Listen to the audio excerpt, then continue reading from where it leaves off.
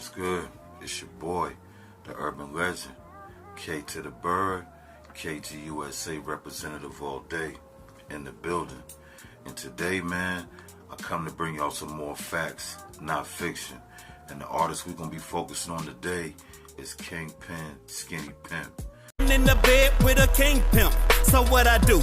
I hit that pussy and then I bump. They call me skinny. These broke as nothing hoes getting dumped. I'm playing these hoes like tongue. Fuck a slap. They get a pimp stump. Who want the screwing? I want the chewing. Pull up the britches. Say not the Kingpin Skinny Pimp, Memphis legend. If you don't know, I'm about to put you on some of his history, put you on game to some of his music, and put you on game to the music that me and him did together on our collaboration. So let's get into it.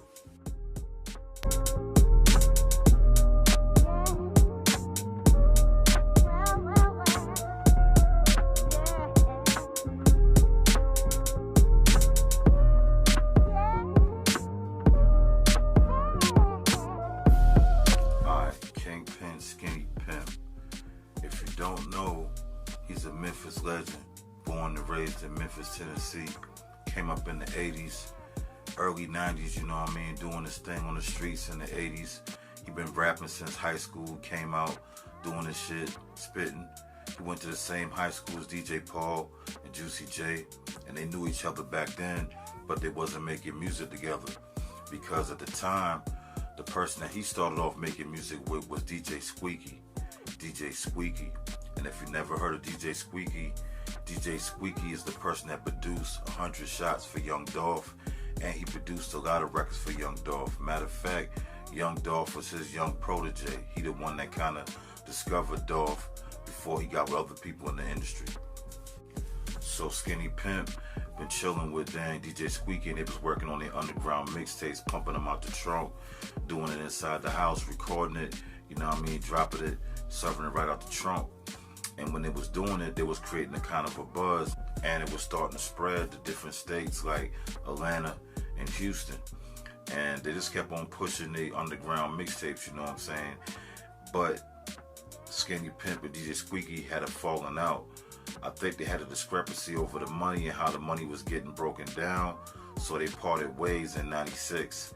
And when they parted ways, DJ Paul and Juicy J stepped in. So DJ Paul and Juicy J was just doing their thing on the mixtapes as well, and they just dropped their first official album, which was called Mystic Styles.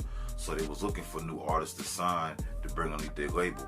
And one of the first artists they ever signed under their label was Kingpin Skinny Pimp.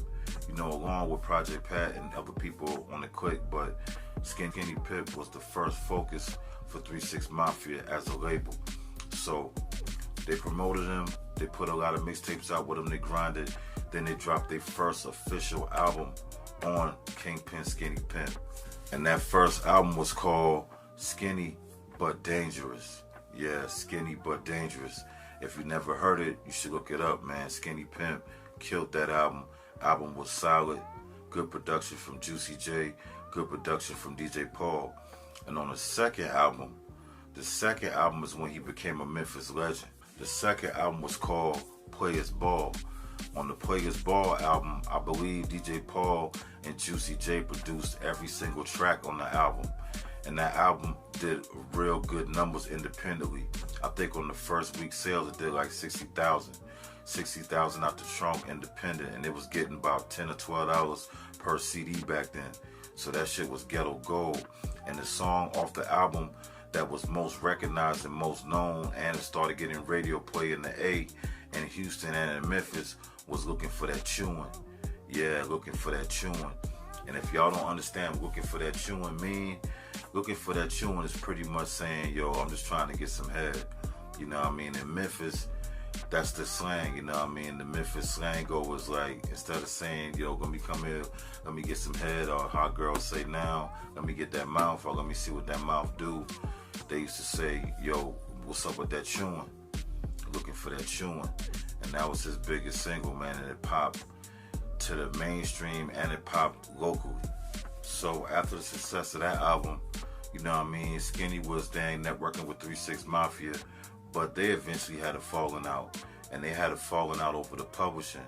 You know what I mean, Skinny was getting his money off of the sales of the albums, but the rumor is that he sold all his publishing to DJ Paul for 10 bands. Yeah, for 10 bands. And back then, you know, as an independent artist, I guess he was thinking about the money at that exact time, and he wanted to capitalize off that moment, so he wanted the bread, but he should have never did that on business, you know what I mean? On the business level, he should have never sold all his publishing on that album, because that album still gets played to the day, and it's over 25 years old, you know what I mean? So once he started getting hip to the business and seeing how the publishing and the game worked, he had a falling out with DJ Paul.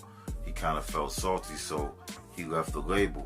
And DJ Paul and Juicy J and him never been on good terms after that point. So then he went solo.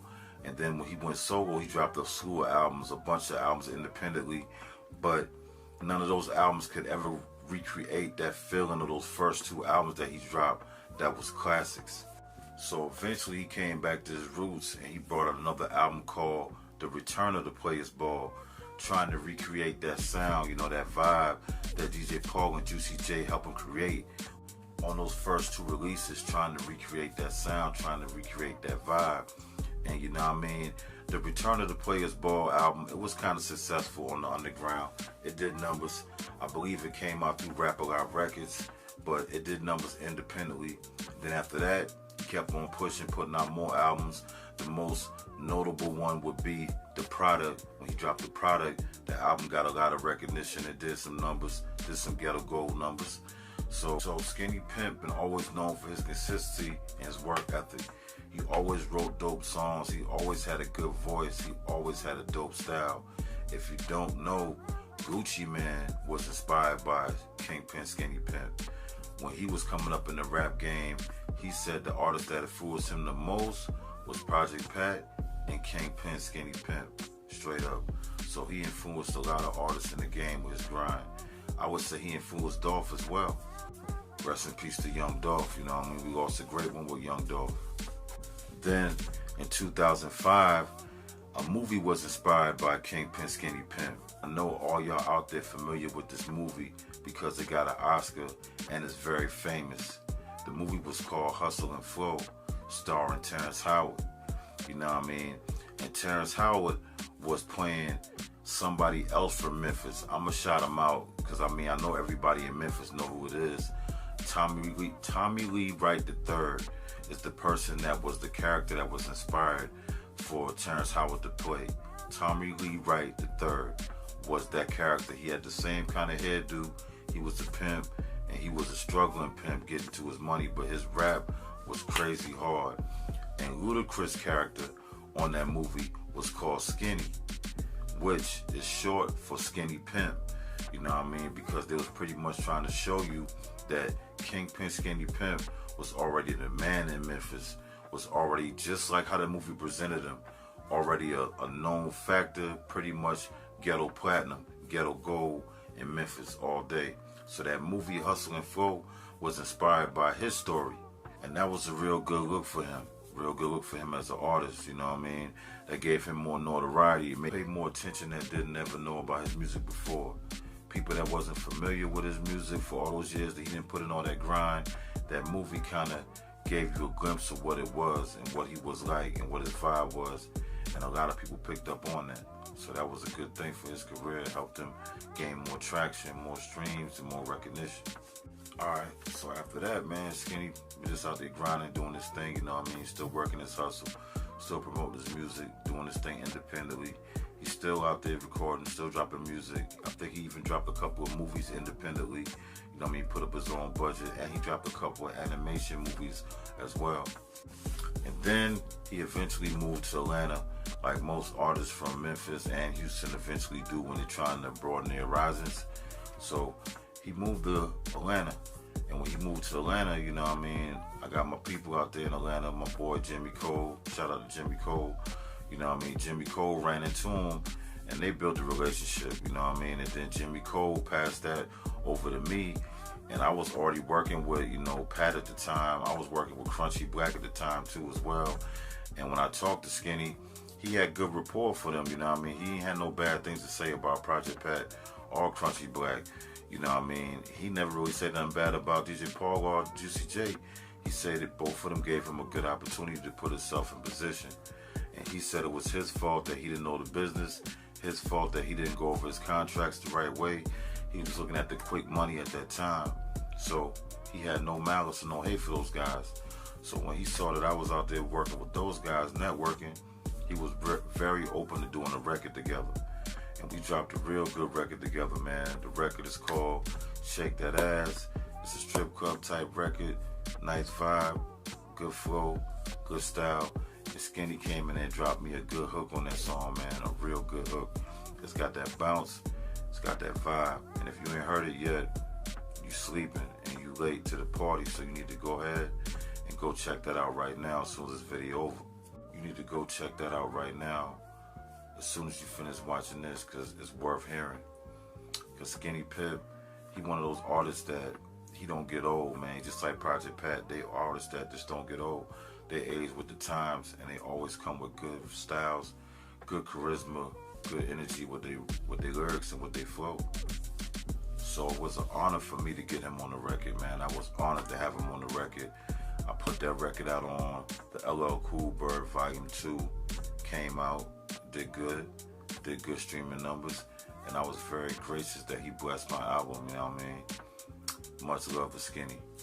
And my personal opinion, just from my interactions with him and the way he was professional on the record, did everything quick, you know what I mean? No hassle, no bullshit.